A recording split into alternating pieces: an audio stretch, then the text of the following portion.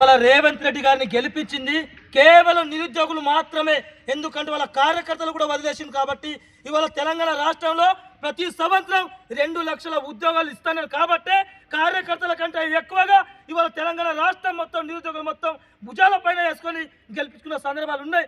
ఇవాళ ఏ ఒక్కరు చూసినా కూడా తెలంగాణ రాష్ట్రంలో కనీసం 5,000 పోస్టులు కూడా ఎక్కడ ఫిల్ చేసిన సందర్భాలు లేవు, కనిపిస్తలేవు. అయ్యా రేవంత్ రెడ్డి గారు సంవత్సరానికి 2 లక్షలు ఇస్తాన ఉద్యోగాలు ఏ దళితుడు చెప్పింది 2 లక్షల సంవత్సరానికి ఇస్తాన దళితుడు ఎవడు? మళ్ళీ ఇప్పటిదాకా ఎన్ని వేల ఉద్యోగాలు ఫిల్ చేసినా కనీసం ఎవరికి తెలియాల్సిన పరిస్థితి లేదు. అయ్యా ఇప్పటికైనా మించింది లేదు.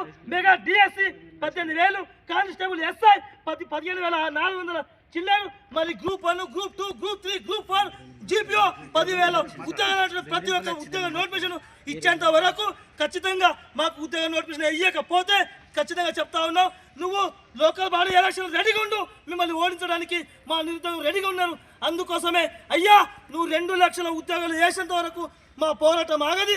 ఖచ్చితంగా మీ మెడలు వంచి 2 లక్షల ఉద్యోగాలు అనేటువంటి ఏపీ సందర్భం కూడా తెలియజేస్తా ఉన్నాం. నీ ఏ విధంగా అయితే 3 సంవత్సరాల్లో 40,000 ఉద్యోగాలు ఏ విధంగా ఇస్తావో ఒకసారి లెక్క చెప్పు. మరి సంవత్సరానికి 2 లక్షల ఉద్యోగాలు ఇస్తున్న మూర్ఖుడు దళితుడు ఎవరు తెలంగాణ రాష్ట్రంలో? మా నిరుద్యోగులతో ఆటాడుతుంది, మమ్మల్ని మోసం చేసింది కాక మమ్మల్ని అనేక రకాలుగా మాటలు అనుకుంటూ మమ్మల్ని అనేక రకాల చిత్రాంశాలు పడుకుంటూ అక్కడ మా ఉస్మాన్ యూనివర్సిటీలో పోలీసు అన్యాయాన్ని పెట్టి మరి అదేవిధంగా ఒక పోలీసులు పెట్టి ఏం చేస్తే ఎప్పటికప్పుడు రిపోర్ట్ తీసుకొని మరి దీని మీద ఉన్న శుద్ధి 2 లక్షల ఉద్యోగాలు ఇస్తాన దానిపైన ఎందుకు లేదని మేము ఇవాళ ఉస్మాన్ యూనివర్సిటీ గడ్డ మీద చేస్తూ ఉన్నాం. ఈ గడ్డని గెలిపించడానికి సహాయం చేసింది, ఈ గడ్డని కూర్చుని ఖాళీ చేయడానికి మేము కష్టపడతాం. అవసరం అనుకుంటే ఈ రాష్ట్రంలో ఉన్న ప్రతి ఒక్క నిరుద్యోగిని కదిలి నిన్ను ఖచ్చితంగా ఓడించే వరకు మేము ఎవరు కూడా విశ్రాంతి తీసుకోం. నువ్వు ఇస్తాన 2 లక్షల ఉద్యోగాలు ఖచ్చితంగా ఇవ్వాలి.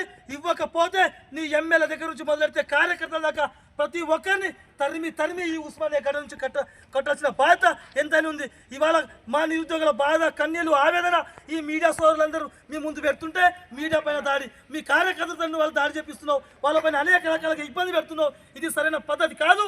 ఖచ్చితంగా 2 లక్షల ఉద్యోగాలు ఇస్తున్నప్పుడు 2 లక్షల ఉద్యోగాలు వేయాలి.